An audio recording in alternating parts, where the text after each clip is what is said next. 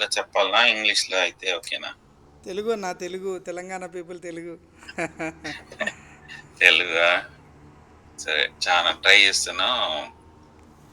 తెలుగు మాట్లాడి బోధించి చాలా ఇయర్స్ అయిపోయింది. ఎనీవే ప్రార్థన చేద్దాం ఫస్ట్. ప్రార్థన చేసి మొదలు పెడదాం. పరలోకము మా తండ్రి, దేవా, ఈ యొక్క ఉదయకాల సమయం ఇక్కడ కెనడాలో, సాయంత్రం సమయం ఇండియాలో మీరు మాకు ఇచ్చిన ఇదొక తరుణానికి వందనాలు చెల్లిస్తున్నాం. దేవా, మరి వాక్యం ని ధ్యానించటంగా తండ్రి, వాక్యంలో తండ్రి మీ మర్మాలు, లోతైన మర్మాలు మాకు బయలుపరచండి తండ్రి. మీ దాసుని శిలచాటును మరుగుపరిచి పరిశుద్ధాత్మతో నూతనంగా అభిషేకించి దేవ మీ యొక్క మాటలు మాకు మేము వేడుకుంటున్నాను. మానవుని మనిషిని తీసేసి తండ్రి ఈ మాటలే మాకు మేము వేడుకుంటున్నాను. వచ్చిన ప్రతి ఒక్క బ్రదర్ సిస్టర్ని మీరు దీవించండి, ఆస్వాదించండి. దేవ ఏ ఒక్కరు తండ్రి ఖాళీగా వెళ్ళకుండా మీరు సాయం చేయమని వేడుకుంటూ ఏ స్నామంలో ప్రార్థించి వేడుకుంటున్నాం తండ్రి. సో ఈ బుక్ వచ్చేసి బుక్ ఆఫ్ యాక్ట్స్, మన అపోస్తల కార్యం చదువుతున్నాం. ఎందుకు మనం నేను ఈ పుస్తకం తీసుకున్నాను అంటే ఎందుకు అంటే ఒక రీజన్ ఏంటంటే ఈ యొక్క సమయంలో అనేకమైన బోధలు వస్తున్నాయి, అనేకమైన టీచింగ్స్ వస్తున్నాయి. మీరు సోషల్ మీడియాలో చూసినా, యూట్యూబ్లో చూసినా, ఎక్కడ చూసినా అనేక రకమైన సంఘాలు మొదలవుతున్నాయి. కానీ దేవుడిచ్చిన సంఘం ఏంటి, దేవుడిచ్చిన ఒక ప్లాన్ ఏంటి, ప్రణాళిక ఏంటి? ఇప్పుడు మీరు సపోజ్ మీరు ఎక్కడన్నా బయట దేశంకి వెళ్ళాలి, లేకపోతే మీరు వేరొక గ్రామంకి వెళ్ళాలి, వేరొక స్థలానికి వెళ్ళాలి అన్నప్పుడు మీరు ఏం చేస్తారు? ఒక ప్లాన్ ఉంటుంది. ఈ విధంగా మేము బస్ స్టాండ్కి వెళ్ళి ఈ ఆల్రెడీ బుక్ చేసుకున్నావా, లేకపోతే అక్కడ వెళ్ళి నువ్వు నిలబడి తీసుకున్నావా టికెట్? సో ఒక ప్లాన్ ఉంటుంది. ప్లాన్ ప్రకారం, దాని పద్ధతి ప్రకారం ఎట్లా కూర్చోాలి. నీ ఇష్టానుసారంగా కూర్చోడానికి కుదరదు. ఇప్పుడు ఎగ్జాంపుల్ ఫ్లైట్లో కూర్చున్నప్పుడు మనం కొద్దిసేపు అయిపోయినాక మనం సౌండ్ లౌడ్ పెట్టుకోవద్దు. ఏది? ఫోన్లో. ట్రైన్లో కూడా అంతే కదా. రాత్రి 9 అయిందంటే మనం సౌండ్ పెట్టుకోవద్దు, ఇతరులను డిస్టర్బ్ చేయొద్దు. కొన్ని రూల్స్ ఉంటాయి. అదే రూల్స్ రెగ్యులేషన్స్ తర్వాత ఒక పద్ధతి ఏంటి సంఘము అనేది అపోస్తుల కార్యంలో మనకు రాయబడి ఉన్నది. అపోస్తుల కార్యం ఎంత ఇంపార్టెంట్ అంటే పాత నిబంధనలో ఎక్సడస్, అది ఎక్సడస్ అంటే నిర్గమకాండం, అది ఎక్సడస్ తెలుగులో. జెనసిస్ తర్వాత ఆదికాండం తర్వాత నెక్స్ట్ పుస్తకం. ఆ పుస్తకంలో ఎక్సడస్ అంటే వాళ్ళు బయట వెళ్ళినారు. నెక్స్ట్ ప్లాన్ ఆదికాండంలో ఒక పర్సన్ తీసుకొని, ఒక వ్యక్తిని తీసుకొని ఆ వ్యక్తి ఆదాము నుంచి ఒక కుటుంబం అవ్వ చేసి, తర్వాత ఒక ఫ్యామిలీ తయారై, ఆ ఫ్యామిలీ నుంచి ఒక సొసైటీ తయారై, ఒక సొసైటీకి నుంచి ఒక పేరు వచ్చింది ఇజ్రాయెల్ అనేసి. ఇజ్రాయెల్ ఒక దేశం.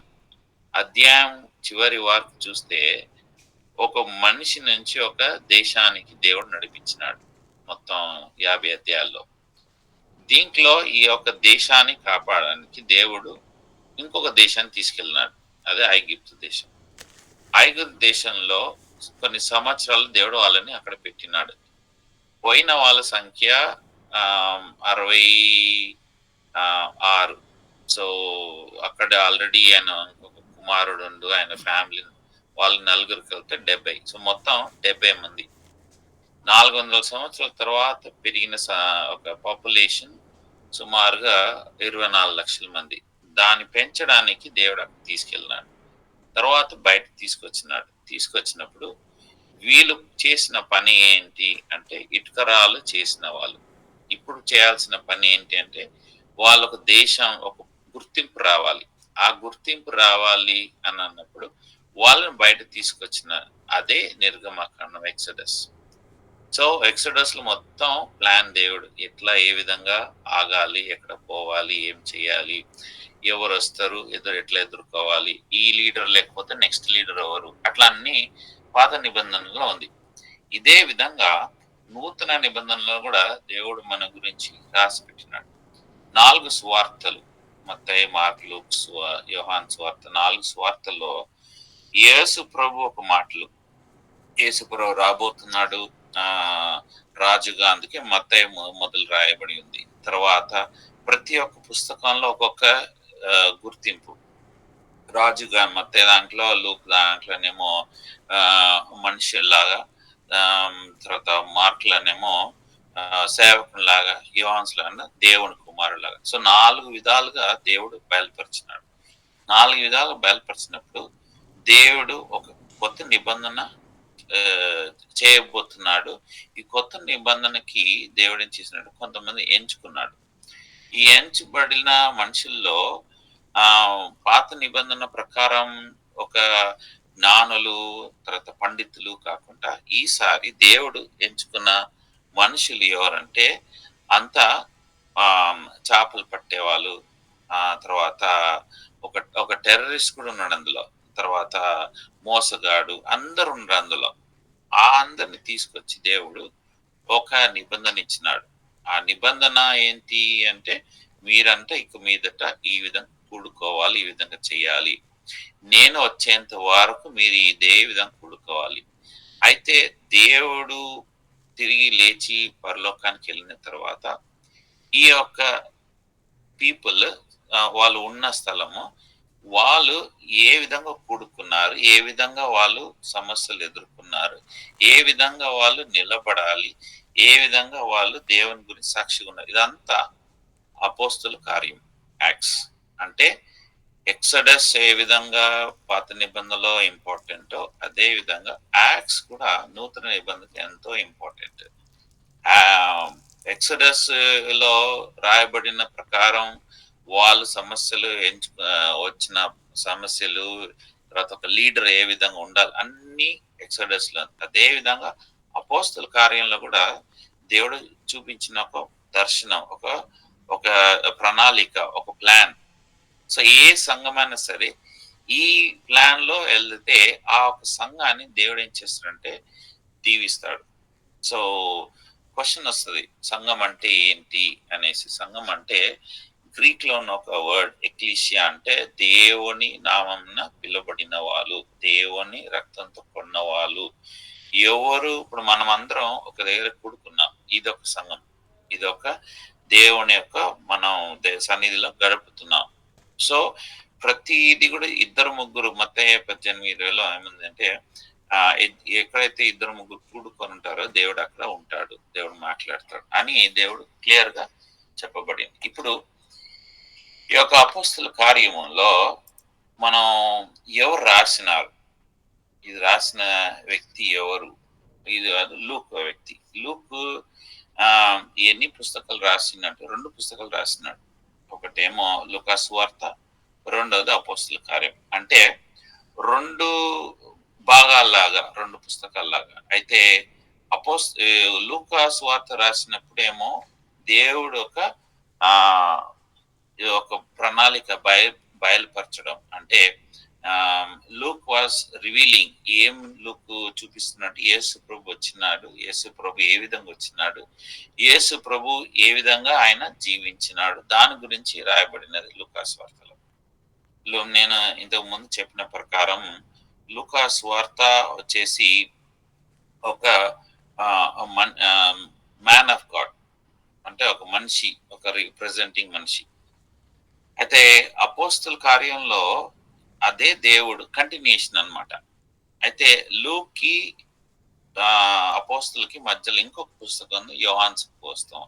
అది ఎందుకుంది, అది కూడా మనం అన్ని ఒక ఇంట్రడక్షన్ మాట్లాడుకున్నాం. ఫస్ట్ ఆఫ్ ఆల్ లూకా స్వార్థలో ఏదైతే అయిపోయిందో అక్కడి నుంచి మొదలవుతున్నది అపోస్తల కార్యం. సో ఎవరైనా తెలుగు బైబిల్లో తీసిన వాళ్ళైతే మీరు లూకా స్వార్థ 24 అధ్యాయం తీయండి, 24 అధ్యాయం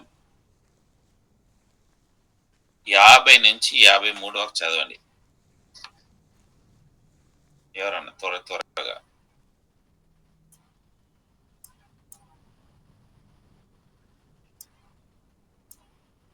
ఎవరు లేరా?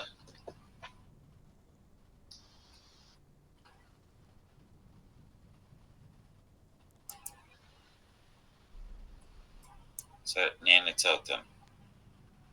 లూకాసు వార్త 24 అధ్యాయం 50 నుంచి 53 నేను ఇంగ్లీష్ లో చదువుతాను.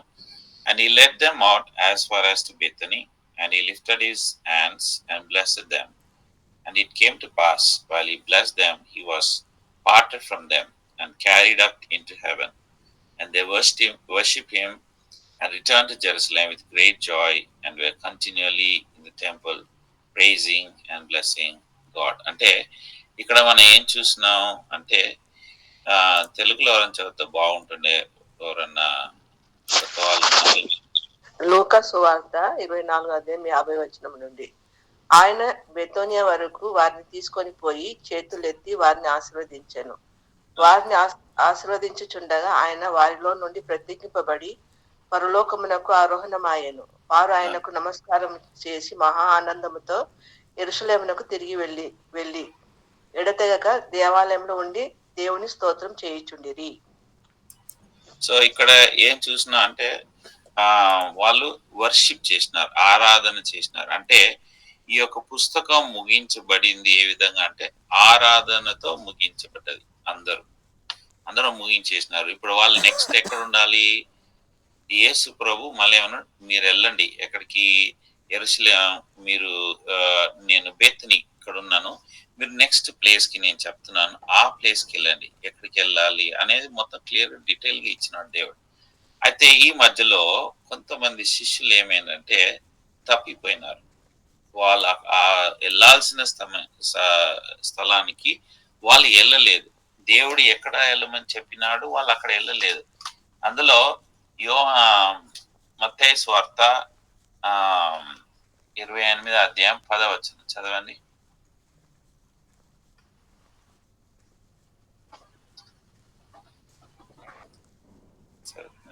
నేను త్వరగా తీస్తే ఎవరన్నా చదవండి, ఇలాంటి నేను చదువుతాను.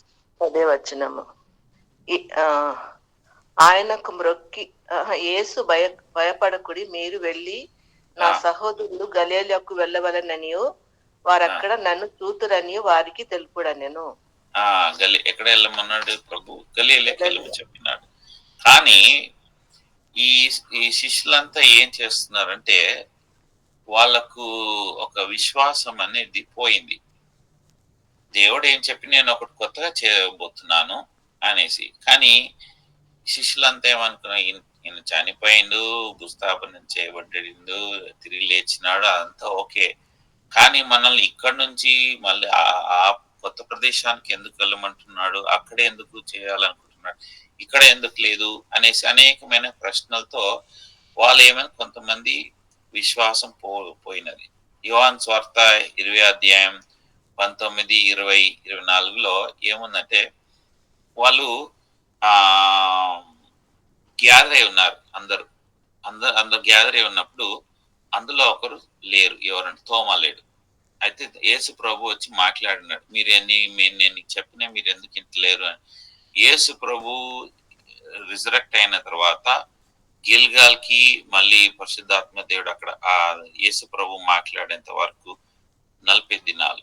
ఈ 40 దినాల్లో యేసు ప్రభు ఏం చేసిందంటే మళ్ళీ శిష్యులకి మళ్ళీ ఆయన వచ్చి మాట్లాడడం మొదలు పెట్టిండు, బయలుపరచుకోవడం మొదలు పెట్టిండు. నేనే ప్రభుని, మీరు భయపడద్దు, నేను యేసు ప్రభుని, నేను మీతో ఉన్నాననేసి మళ్ళీ దేవుడు మాట్లాడుతూ వస్తున్నాడు. ఇందులో అందరు గ్యాదర్ అయ్యాను, కానీ తోమా లేడు. తోమా ఎందుకు లేదంటే ఆయనకు విశ్వాసం లేదు. ఆయన ఏంటంటే అందరు ఏదో గ్యాదర్ అవుతున్నారు, ఏదో చేస్తున్నారు, నాకేం పట్టింపు అని ఆయన లేడు అక్కడ. కానీ మళ్ళీ యేసు ప్రభు తిరిగి వచ్చినాడు అదే ప్లేస్ లో. అది యోహాను సువార్త 20 అధ్యాయం 26 నుంచి 28లో. అప్పుడు తోమా ఉన్నాడు. అప్పుడు తోమాతో దేవుడు అంటాడు, నువ్వు నన్ను నమ్ముతలేవు కదా, నువ్వు లాస్ట్ టైం చెప్పిన నీ వేరే శిష్యులతో నా దాంట్లో చెయ్యి పెడితేనే గాని ఆ గాయంలో నువ్వు నమ్ముతానని నువ్వు చెయ్యి పెట్టాను. సో ఇక్కడ తోమ అప్పుడు పశ్చాత్తాపడి నా ప్రభువా నా దేవా అని అంటాడు. సో ఒక్కరిని కొందరు గ్యాదర్ అయ్యిండ్రు అంటే దేవుడు ఏం చేస్తున్నాడు, ప్రిపేర్ చేస్తున్నాడు. ఇందులో మళ్ళీ తర్వాత మళ్ళీ ఇంకో కార్యం జరిగింది. మళ్ళీ ఏమైంది, కొన్ని రోజులు జరిగినాక ఇంకేమో తెలియదు, యేసు ప్రభు చెప్పిండు, వచ్చినాడు, మాట్లాడిండు, కానీ మళ్ళీ మేమేం చేయాలి, ఏం పని చేయాలి అని అనుకొని ఇందులో లీడర్ పేతురు యోహాను 21 అధ్యాయం 19 నుంచి 15 నుంచి 19 వరకు చూస్తే పీతరు ఫస్ట్ వర్స్ నుంచి ఆయన చేపలు పట్టడానికి వెళ్ళినాడు. మళ్ళీ ఈ యొక్క పేతురు 6 మంది శిష్యులందరినీ మళ్ళొచ్చి ప్రభు మాట్లాడి అందరు మీకు చెప్పిన ఏంటి, మీరు చేస్తున్నది ఏంటి, మీరు ఉండాల్సింది గలీలియా అక్కడ ఆ స్థలంలో, కానీ మీరు వెళ్తున్న స్థలం ఏంటి, గలీలియాకి వెళ్ళాల్సింది మీరు అక్కడ ఎందుకు వెళ్ళిండ్రు అనేసి మళ్ళీ దేవుడు మాట్లాడి.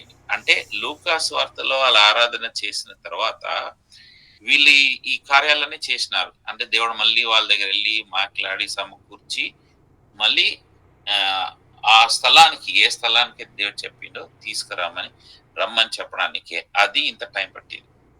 ఇప్పుడు అపోస్తల కార్యం 1వ అధ్యాయం 1వ వచనంలో చదువుదాం.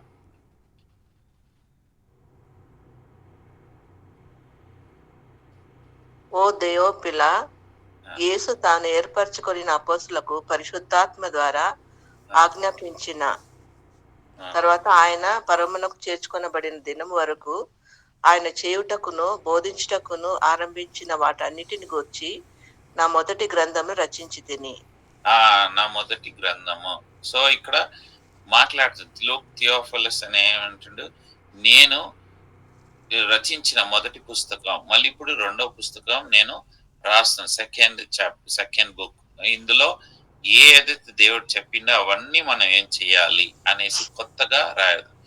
ఈ అపోస్తల కార్యము పుస్తకము, ఈ యొక్క మొత్తం పుస్తకంలో అపోస్తులు చేసిన కార్యాలు, యాక్ట్స్ అంటే కార్యాలు, అపోస్తులు చేసిన కార్యాలన్నీ ఇందులో ఉంది. అంటే ఈ పుస్తకం పేరు అది కూడా చెప్పొచ్చు, యాక్ట్స్ ఆఫ్ ద అపోస్తుల్ అని చెప్పొచ్చు. రెండోది, ఇది పరిశుద్ధాత్మ దేవుడు ఇవ్వబడినాడు. పాత నిబంధనలో పరిశుద్ధాత్మ దేవుడు కేవలం ఎంచుకున్న వాళ్ళకే ఇవ్వబడినది.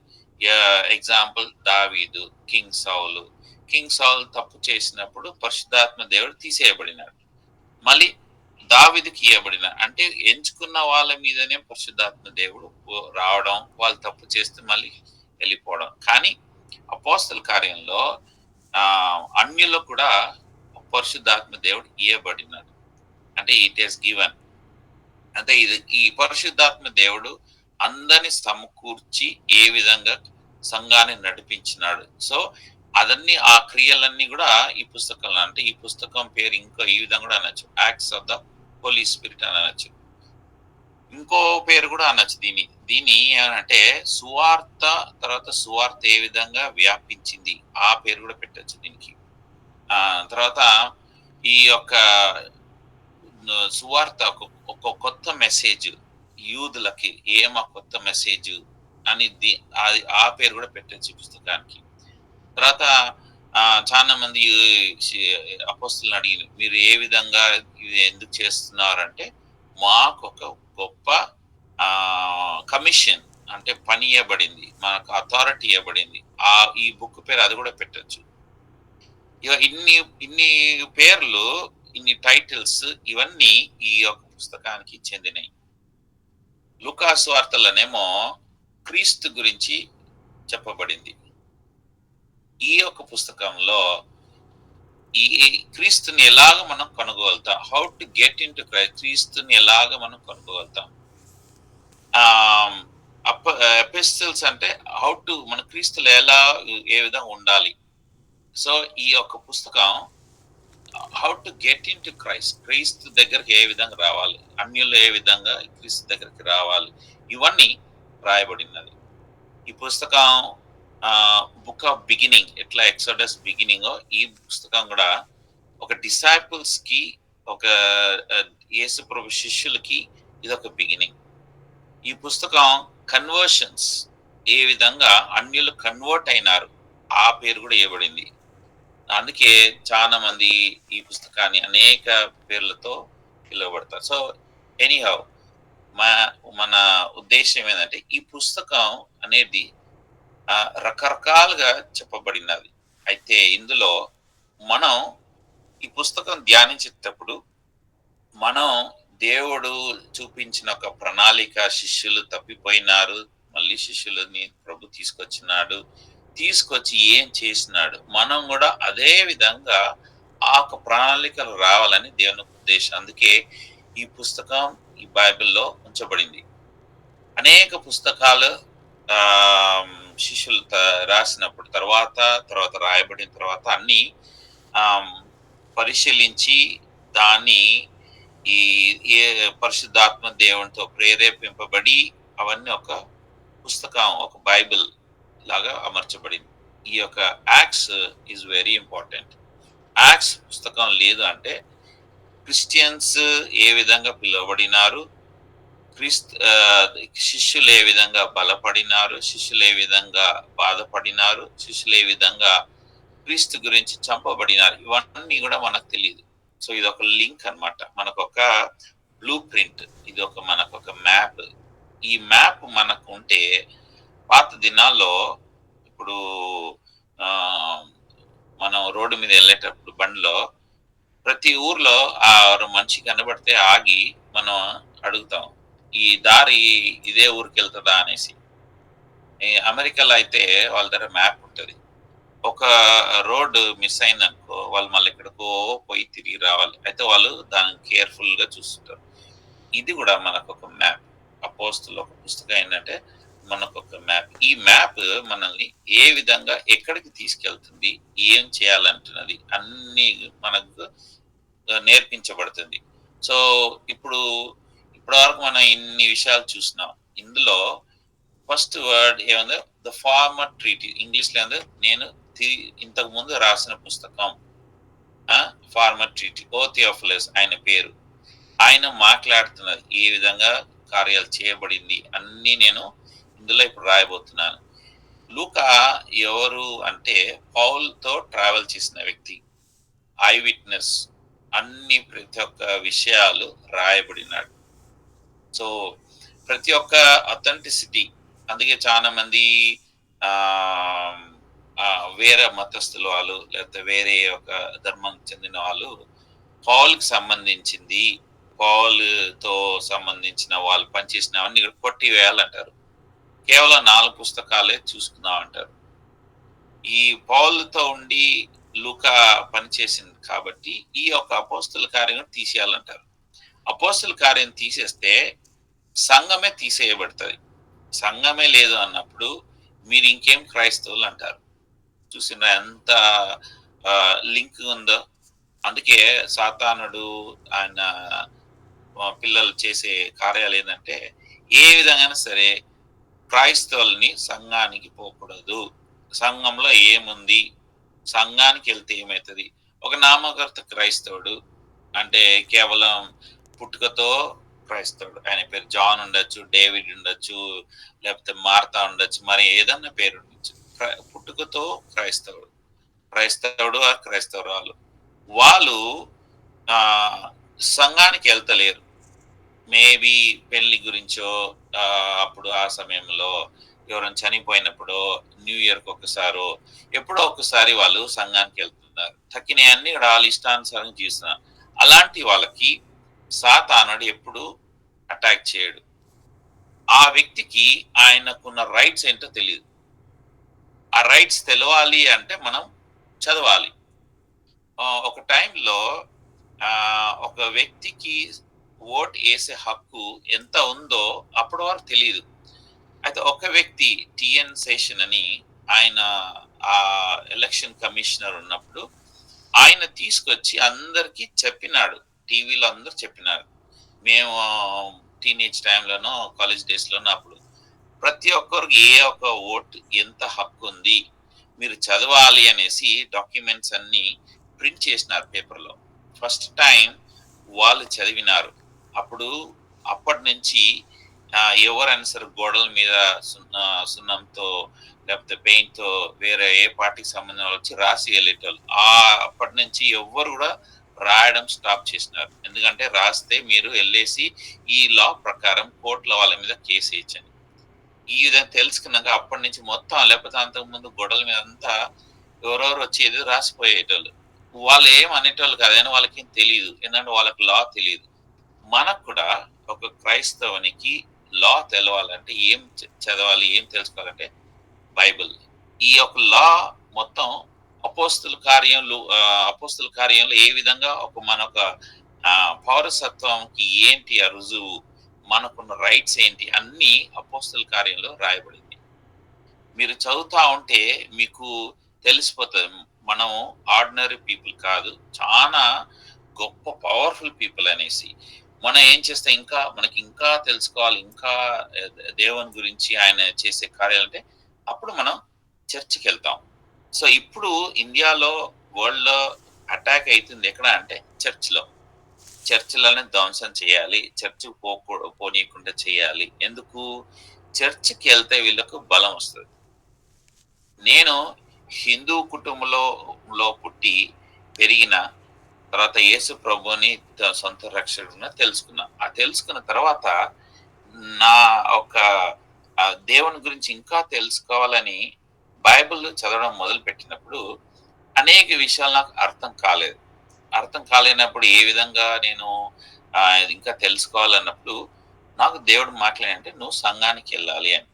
సంఘానికి వెళ్ళినప్పుడు సంఘంలో నాకు ఆ బోధించే వ్యక్తి ఈ యొక్క మాటలు దేవుని ఒక సహాయంతో ఆయన ఒక ప్రార్థన జీవితంతో ఆ మర్మాలు బయలుపరిచేవాడు. అప్పుడు నాకేమేదంటే బలం ఉండేది. ఎప్పుడు నేను సంఘానికి పోయి రాగానే బలం ఉందో మా ఇంట్లో వాళ్ళకి అర్థమైపోయింది, వీడికి ఎక్కడో బలం వస్తుంది, ఎక్కడ బలం వస్తుంది ఫైండ్ అవుట్ చేద్దాం అని చెప్పి వాళ్ళు కనుక్కొని నన్ను సంఘానికి వెళ్ళి వస్తున్న రోజు వీడు బలంగా ఉంటున్నాడు కాబట్టి వీడు చర్చికి పోవద్దు అనేసి నాకు కండిషన్స్ పెట్టి ఇంట్లో నుంచి బయట రానియలేదు. అంటే అర్థమవుతుందా?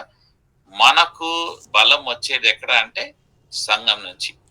సంఘంలో మనకి ఏం నేర్పిస్తున్నాడు దేవుడు అంటే ఆయన ఒక నియమాలు నిబంధనలు, మళ్ళీ మనకు ఉన్న ఒక సిటిజన్ రైట్స్, మనం ఏ విధంగా పవర్ఫుల్ కాగలుగుతాం, ఏ విధంగా ముందుకు వెళ్ళగలుగుతాం, ఇవన్నీ సంఘంలో దేవుడు నేర్పిస్తాడు. అయితే ఈ యొక్క సంఘానికి పోవద్దనేసి శత్రువు ఇప్పుడు ఏం చేస్తున్నాడు? ధ్వంసం చేస్తున్నాడు. ఇండియాలో ఇప్పుడు స్టార్ట్ అయింది, కానీ ఇంతకు ముందు వరల్డ్ లో అనేక స్థలాల్లో సంఘాల మీద అటాక్ జరిగేది. సంఘాలంటే మనుషులు వెళ్ళి స్థలంలో ప్రార్థన చేసే సంఘాన్ని వాళ్ళు సీల్ చేయడం. నేను సౌదీలో పనిచేసినప్పుడు ఒక ప్లేస్ జుబేల్ పక్కకు ఒక సంఘం ఉన్నది. ఆ సంఘం ఎప్పుడంటే యేసు ప్రభు శిష్యులు కట్టిన సంఘం అంటారు. అయితే ఆ సంఘం ఇంకా దూరం నుంచి చూడొచ్చు మనం. అయితే ఆ సంఘం ఎవరు పోవద్దు, ఎవరు ప్రేయర్ చేయొద్దు, ఏం చేయదని మొత్తం ఫెన్సెస్ పెట్టేసినారు. ఎప్పటి నుంచో ఉంది అది, ఫెన్సెస్ పెట్టిండ్రు. ఆ ఒక స్థలానికి వెళ్తే ఇంక ఎక్కడ వీళ్ళు బలపరుస్తారో, ఈ అరబ్ మనుషులు దేవుణ్ణి నమ్ముతారో అని చెప్పేసి ఆ ఒక ప్లేస్ ని బ్యాన్ చేసేసినారు. చూసినారా అంత ఏ విధంగా ఎట్టి పరిస్థితుల్లో ఎక్కడైనా సరే సాతాను చేసే అంటే నువ్వు సంఘానికి వెళ్ళొద్దు. సో గుర్తుపెట్టుకొని సంఘంలో చాలా విషయాలు ఉన్నాయి, అవన్నీ మనం అపోస్తుల కార్యంలో ఉన్నాయి, మనం నేర్చుకుంటాం. తర్వాత ఏముందంటే ఈ లూకా ఆఫ్ ఆల్ అని ఒక వర్డ్ ఉంది. నేను ఇంతకు ముందు థియోఫిలస్ పాత రాసినాను. ఆఫ్ ఆల్ అంటే ఈ ఇంగ్లీష్ వర్షన్ లో ఇది ఉంది అనమాట. వర్స్ 1 లో ఆఫ్ ఆల్ అంటే అన్ని, ప్రతి ఒక్క విషయాలు దేవుని గురించి నేను రికార్డ్ చేస్తున్నాను, అన్ని, ప్రతిది, చిన్నది పెద్దది, ప్రతి విషయంలో. తర్వాత దట్ జీసస్ అంటే ఆ యేసు ప్రభు బిగాన్ టు డూ అంటే ఏదైతే కార్యాలు చేస్తున్నాడు, టు డూ అంటే ఆయన చేసిన ప్రతి ఒక్క మిరాకిల్స్, ప్రతి ఒక్క విషయాలు, టు టీచ్ అంటే బోధించుట. సో చూసినారా యాక్ట్స్ 1:1 లో ఎంత ఉంది, నేను మళ్ళీ చెప్తాను. In my former book, Theophilus, I wrote about all that Jesus began to do and to teach. So ఆయన మొదలు పెడుతున్న ఏ విధంగా అంటే ఇంకొక వర్షన్లో ఇన్ ద ఫస్ట్ బుక్ అంటే లుకాస్ వార్త, ఓ థియోఫిలస్ అంటే లుకా పేరు, ఐ రోట్ నేను రాసిన about all that Jesus began అంటే యేసు ప్రభు చేసినాడు, పాతే కావు ఇప్పుడు కూడా టు డూ ఇంకా చేస్తూనే ఉన్నాడు, అండ్ టు టీచ్. సో అందుకే పరిశుద్ధాత్మ దేవుడు అపోస్తల కార్యంలో ఏ విధంగా మొదలు పెట్టినాడు, ఏ విధంగా ఇవి ఇంకా జరుగుతూ ఉంటాయి, ఇవన్నీ ఏ విధంగా సాక్షిగా ఉంటుంది, అది ఈ యాక్ట్స్ చాప్టర్ 1 లో ఫస్ట్ వర్స్ లో ఈ విధంగా రాయడం. సెకండ్ థర్డ్ మనం చదివితే until the day he was taken up to heaven after giving instructions through the Holy Spirit to the apostles he had chosen. అంటే యేసు ప్రభు తిరిగి లేచేంత వరకు ఈ ఇన్స్ట్రక్షన్స్ అన్నీ హోలీ స్పిరిట్ పరిశుద్ధాత్మ దేవుడు బయలుపరచడానికి ఎవరిని ఎంచుకున్నారంటే అపోస్తులను ఎంచుకున్నారు. After his suffering he presented himself to them with many convincing proofs that he was alive. He appeared to them over a span of 40 days and spoke about the kingdom of God. So లూకా ఇక్కడ అది cover చేస్తున్నాడు. ఈ నేను లూకా సువార్త తర్వాత యోహాను సువార్త ఎందుకు వచ్చింది అంటే దేవుడు చూపిస్తున్నాడు ఏంటంటే ఈ 40 దినాల్లో అనేక మందికి దేవుడు ఏ విధంగా బయలుపరచబడ్డాడు, ఏ విధంగా దేవుని యొక్క రాజ్యం గురించి మాట్లాడుతూ నేను మీకు ఇచ్చిన వాగ్దానం, ఆది మానవుడు తప్పిపోయినప్పుడు 3వ అధ్యాయం 15వ వచనంలో అప్పుడే ఇమ్మీడియట్ చెప్తానంటే నేను నా కుమారుని పంపించి ఆయన శిలువ మీద మరణిస్తాడు, మిమ్మల్ని అప్పుడు ఆయన మరణంతో మిమ్మల్ని మళ్ళీ నేను లోపల తీసుకొస్తానని అప్పుడే వాగ్దానం చేసింది. ఇక్కడ యేసు ప్రభు వాగ్దానం చేసింది ఏంటి, నేను మిమ్మల్ని విడవను, ఎన్నడూ ఎడబాయను, మీతో ఉంటాను. ఎట్లా ఉంటాడు అని అందరికి డౌట్ ఉండే. ఆయన శరీరంగా ఆయన తిరిగి లేచినప్పుడు వెళ్ళిపోయినప్పుడు ఆయన ఒక ఆత్మ పరిశుద్ధాత్మ దేవుడు మనకిచ్చినాడు. ఈ యొక్క పరిశుద్ధాత్మ దేవుడు ఎప్పుడు మీకు సదాకాలం ఉంటది. సో ఫస్ట్ ఎగ్జాంపుల్ శాంపుల్, ఇప్పుడు మీరు ఏదైనా షాప్కి వెళ్తే ఇండియాలో లేదు కానీ ఇది ఇక్కడ కెనడాలో అమెరికాలో నువ్వు ఏదైనా రెస్టారెంట్కి వెళ్ళినాం, వాళ్ళు అమ్ముతున్నారు, వాళ్ళు ఏం చేస్తారంటే శాంపుల్ ఇస్తారు. తర్వాత ఒక పెద్ద పెద్ద షాప్స్ ఉన్నాయి ఇక్కడ మాల్స్ లో, వాళ్ళు ఒక ప్రోడక్ట్స్ ని చూపించడానికి ఏం చేస్తారంటే ఎగ్జాంపుల్ నిన్న చిప్స్ ఒక చిన్న కవర్ లో చిప్స్ ఇచ్చి మీరు శాంపుల్ తినండి, ఇది బాగుంటే మీరు ఈ పలానా లైన్ లో ఈ చిప్స్ ఆడ అమ్మబడుతుంది, మీరు వెళ్ళి తీసుకోవచ్చు. సో శాంపుల్ మనకు ఫస్ట్ సంఘం ఒక శాంపుల్ ఏదంటే ఈ యొక్క మొదటి సంఘం ఏదంటే అపోస్తులు గ్యాదర్ అయ్యి అక్కడి నుంచి మొదలు పెట్టే సంఘం. సో ఫస్ట్ 1 నుంచి 11 వర్స్ లో వీళ్ళంతా ఏం చేస్తున్నారంటే యేసు ప్రభు గురించి వెయిట్ చేస్తున్నారు. మూడో వచనంలో ఫస్ట్ పార్ట్ లో వాళ్ళకు 40 దినాలు డౌట్ ఉండే.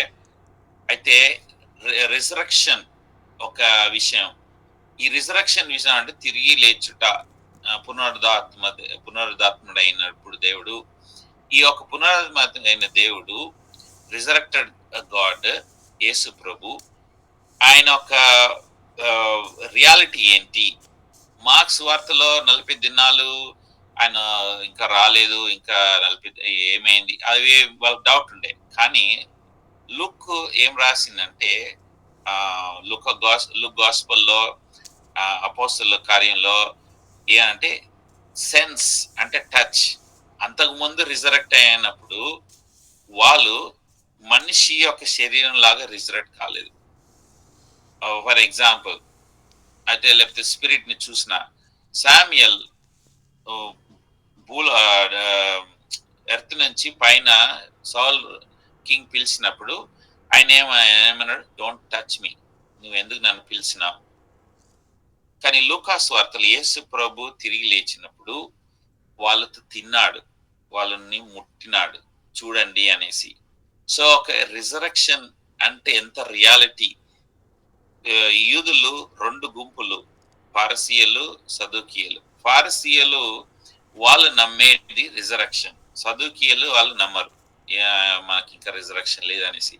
రిజరక్షన్ లో వాళ్ళు విన్నారు అంతే, కానీ ఎప్పుడు వాళ్ళు రియాలిటీగా చూడలేదు. ఒక ఒక సైంటిస్ట్ ఒక బార్బర్ షాప్ లో వెళ్ళి కటింగ్ కి కూర్చున్నప్పుడు ఆ ఒక మూలన ఒక గుడ్లగూబ చూసి ఆయన దాని గురించి చెప్తున్నాడు. ఈ గుడ్లగూబ ఏ రకము, ఏంటి, దీని రెక్కలు ఎంత పొడుగు ఉంటాయి, ఇది ఎంత తింటది, ఎప్పుడు పిల్లలు పెడతారు, అన్ని మొత్తం అంత చెప్పి ఈ యొక్క గుడ్లగూబ ఒక బొమ్మ చాలా బాగుంది అనేసి అక్కడ ఉన్న వ్యక్తులకు చెప్తా ఉన్నాడు. ఇది ఒక పావు గంట, ఒక గంట సేపు వీళ్ళు విన్నారు. ఈ యొక్క కట్ చేసే బార్బర్ కి కోపం వచ్చి ఆయన దువ్వని తీసి ఆ బొమ్మ మీద ఇసిరినాడు. ఈ ఇసిరాగానే అది గుడ్లగూబ, నిజమైన గుడ్లగూబ పారిపోయింది బయట. ఈ సైంటిస్ట్ ఏంటంటే ఇది ఒక దాని గురించి చదివినాడు, కానీ ఇది రియల్ లేదా ఆయనకు అవగాహన లేదు. బార్బర్ కి చదవలేదు, సైంటిస్ట్ కాదు, కానీ ఇది నిజమో కాదో రియాలిటీ తెలుసు. అదే విధంగా యేసు ప్రభు శిష్యులు కూడా, వాళ్ళు ఇంతకు ముందు ఫరిసీయులు పెద్ద పెద్ద చదువుకున్న వాళ్ళంతా రిజరక్షన్, తిరిగి లేచుట అనే గురించి ఎన్నో పుస్తకాలలో చదివిండొచ్చు, రాసిండొచ్చు, లేకపోతే లైబ్రరీలో చదివిండొచ్చు, కానీ రిజరక్షన్ అంటే ఏంటో వాళ్ళకు ఎగ్జాంపుల్, రియాలిటీ యేసు ప్రభు కల్పించినాడు. ఇది 3వ వచనంలో. 3వ వచనంలో సెకండ్ భాగంలో చూస్తే ఆయన రాకడ గురించి రాయబడింది. ఆయన రాకడ ఏ విధంగా వస్తాడు, ఆయన ఒక రాజ్యము, దావీదుకు చెప్పిన ఒక వాగ్దానం ఏ విధంగా చేసినాడు, ఆ ఒక వాగ్దానం ఏంటో ఈ యొక్క 3వ వచనం లాస్ట్ లో రాయబడి ఉంది. సో ఈ యొక్క ఇంట్రొడక్షన్ లో అనేక విషయాలు యేసు ప్రభు మనకు చూపించినాడు. కానీ శిష్యులు వాళ్ళకి అర్థం చేసుకోవాలన్నప్పుడు చాలా కష్టమైంది. పేతురు ఏం చేసిండు, పడిపోయినాడు. ఇక్కడ మత్తయి సువార్త 26వ అధ్యాయం 75వ వచనంలో 3 సార్లు ఒక కాక్ హ్యాస్ క్రూ ఏడ్చి పశ్చాత్తాపడినాడు. అగైన్ పీటరు మళ్ళీ పశ్చాత్తాపడి యేసు ప్రభు దగ్గర వచ్చినప్పుడు, ఇప్పుడు ఈ పేతురు మార్చబడిన పేతురు. ఇప్పుడు వాళ్ళకి ఇచ్చిన కమాండ్మెంట్ అంటే మీరు నన్ను ఒబే చేయాలి. ఇది చాలా కష్టం. వీళ్ళంతా ఎవరు? యూదులు ఎక్కడ వాళ్ళు పోయి దేవుని ఆరాధించాలంటే టెంపుల్లో. దానికి ఒక ఆచారాలు ఉన్నాయి, దానికి ఒక కట్టుబడులు ఉన్నాయి.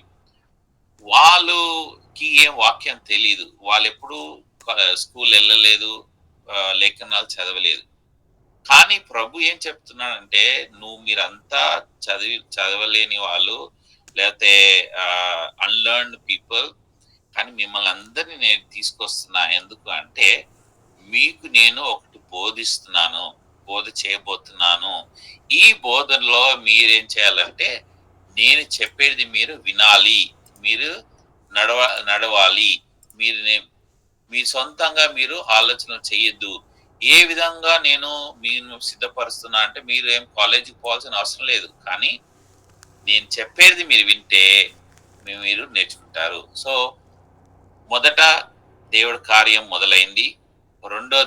రెండో వచనంలో యాక్ట్స్ చాప్టర్ 1:2లో చదివితే, మళ్ళీ ఒకసారి చదువుతాను, ఎవరన్నా తీసిన వాళ్ళు చదవచ్చు. 2వ వచనంలో, తర్వాత ఆయన పరమునకు చేర్చుకొనబడిన దినము వరకు ఆయన చేయుటకును బోధించుటకును ఆరంభించిన వాటన్నిటిని గూర్చి నా మొదటి గ్రంథం రచించితిని. 2వ వచనం అమ్మా. మొదటి అధ్యాయం 2వ వచనం. సార్, ఇందులో ఇంగ్లీష్ లో ఇట్లా ఉంది, until the day in which he was taken up, after that he through the Holy Ghost had given commandments unto the apostles whom he had chosen అంటే ఎంచబడిన వాళ్ళు. మీరు చదువుకున్నా నేను ఎంచుకోలేదు, చదవలేదు మీరు, కానీ నా ఒక ప్రణాళిక, నేను మిమ్మల్ని ఎంచుకున్నాను. తర్వాత 3వ వచనంలో ఏముందంటే to him he showed himself అంటే వాళ్ళకు ప్రెజెంట్ చేయబడినాడు. మీరు ఎంచుకున్న వాళ్ళని నేను ప్రెజెంట్ చేసుకుంటున్నాను, కనపరుచుకుంటున్నాను. 4వ వచనంలో కమాండెడ్ దెమ్ అంటే పంపించబడినాడు. ఒక కమాండ్ అంటే ఆజ్ఞ చేసి మీరు వెళ్ళండి. ఎక్కడికి వెళ్ళాలి? డిపార్ట్ ఫ్రమ్ జెరూసలేం, యెరూషలేం నుంచి వెళ్ళిపోవాలి. But wait for the promise. మీరు ఎందుకు యెరూషలేం నుంచి వెళ్ళిపోవాలంటే మీరు పాత ఉన్న వస్తువులను వదిలేసి వెళ్ళిపోవాలి. పాత ఉన్న వస్తువులు అంటే ఎవరైనా సరే యేసు ప్రభు దగ్గర వచ్చినప్పుడు వాళ్ళ పాత అలవాట్లు, ఆచారాలు వదిలేయాలి. దేవుడు చూపించే ఒక కార్యాలు మనం తెలుసుకోవాలి. దేవుడు చూపించే మన యొక్క పౌరసత్వం ఒక రైట్స్ మనం తెలుసుకోవాలి. సో ఈ మనల్ని ఎంచుకున్నాడు దేవుడు, మనకు బయలుపరిచినాడు, మనకు ఆజ్ఞ ఇస్తున్నాడు. 9వ వచనంలో నేను షార్ట్ సమరీలా చెప్తున్నాను, మళ్ళీ మనం ఈ అధ్యాయం గురించి చదువుదాం వచ్చే వారం. అండ్ 9వ వచనంలో and when he had spoken these things while they behold he was taken up and cloud received him out of their sight అంటే వాళ్ళంతా చూస్తున్నారు, యేసు ప్రభు వచ్చినాడు, అక్కడ మాట్లాడినాడు, తర్వాత మళ్ళీ వెళ్ళిపోతున్నాడు. లూకాసు వార్తలో అందరూ ఆరాధించినారు, ఇక్కడ దేవుడు మాట్లాడుతున్నాడు. వాళ్ళు చూస్తుండగానే పరలోకానికి వెళ్ళినాడు. తర్వాత 13వ వచనంలో వాళ్ళంతా తిరిగి మళ్ళీ గ్యాదర్ అయినారు. ఇంతకుముందు గ్యాదర్ అయినారు వేరే స్థలంలో, భయపడుతూ గ్యాదర్ అయినారు. కానీ ఈ స్థలంలో వాళ్ళు ఎట్లా గ్యాదర్ అయినారంటే బలంతో గ్యాదర్ అయినారు, ఒక నిరీక్షణతో గ్యాదర్ అయినారు. 14వ వచనంలో వాళ్ళు ప్రార్థన చేసినారు. ఈ యొక్క ప్రార్థన దాంట్లో నేను చదువుతాను. And these all continued with one accord in prayer and supplication with the women and Mary the mother of Jesus and with his brother. అంటే పాత నిబంధనలో అంటే 4 సువార్తల్లో వాళ్ళు ఏముంది, స్త్రీలు జెరూసలేం టెంపుల్లో ప్రవేశం లేదు, కానీ ఇప్పుడు ఇక్కడ స్త్రీలను కూడా ఎంచబడినారు. అంటే దే ఆర్ చోజన్, వీళ్ళు పరిచర్యలో ఎంచబడినారు టు వర్క్. డిస్క్రిమినేషన్ లేదు, అంటే చదువు లేదు, నీకు చదువు లేదు అనే సపరేట్ చేయలేదు, యూదులు కాదని సపరేట్ చేయలేదు, నువ్వు స్త్రీలు నువ్వు రావద్దు అని సపరేట్ చేయలేదు. అందరినీ దేవుడు మళ్ళీ గ్యాదర్ చేస్తున్నాడు, సమకూర్చున్నాడు. ఇదే సంఘం. సో ఫస్ట్ క్వశ్చన్, నువ్వు యేసు ప్రభువుని కనుక్కున్నావా? యేసు ప్రభువుని సొంత రక్షణ కూడా ఎంచుకున్నావా? అప్పుడైతేనే నువ్వు చోజన్ అవుతావు. దాని తర్వాత యేసు ప్రభు నీకు బయలుపరుస్తాడు తర్వాత పని ఏంటి. చాలా మంది నేను ఫస్ట్ టైం ఫ్లైట్ ఎక్కినప్పుడు సౌదీకి వెళ్ళేటప్పుడు 1997లో మాకేం తెలియదు. ఫ్లైట్ ఎక్కినా ఇండియాలో, సౌదీలో దిగిన తర్వాత ఏం చేయాలో మాకు తెలియదు. సో పాస్పోర్ట్ ఉంది, పాస్పోర్ట్ ఏం చేయాలో తెలియదు. ఆ రోజుల్లో ఇట్లా యూట్యూబ్లో వీడియోస్ లేదు, చూసి మనం ఏం చేయాలో తెలియదు. అక్కడ వెళ్ళినాక వాళ్ళు అడుగుతారు, నువ్వు చెప్పాలి అంటారు, అంతే. ఏం అడుగుతారు, ఏం చెప్పాలి ఏం తెలియదు. పోయినాం, వాళ్ళు చెప్పిండ్రు, వాళ్ళు మాట్లాడే భాష అర్థం కాలేదు, చూపించి ఏదో స్టాంప్ చేసిండ్రు, పో అన్నారు. సో ఆ నెక్స్ట్ స్టెప్ ఏంటి అంటే యేసు ప్రభువును రక్షణగా పొందిన తర్వాత బాండ్ అయిన నెక్స్ట్ స్టెప్ ఏంటి? ఈ యొక్క నెక్స్ట్ స్టెపే మనం యాక్ట్స్ బుక్స్ లో రాయబడి ఉంది, అదే చర్చ్. ఈ చర్చ్ ఏంటి, చర్చ్ ఎట్లా మారింది, ఎట్లా మార్చేసింది మనుషుల్ని, లోకాన్ని ఎట్లా మార్చేసింది, ఈ మొత్తం వరల్డ్ ని మార్చేసింది ఏదంటే బుక్ ఆఫ్ యాక్ట్స్. దీని గురించి ఇంకా మనం నెక్స్ట్ వీక్ చాప్టర్ 1 గురించి మనం ధ్యానిద్దాం. మీరు కూడా చదివి రండి, ప్రార్థన చేద్దాం. ప్రే చేస్తా. చేయండి అన్న, మీరు చేయండి అన్న. Yes. Heavenly Father, we thank you for this time. Thank you, Lord,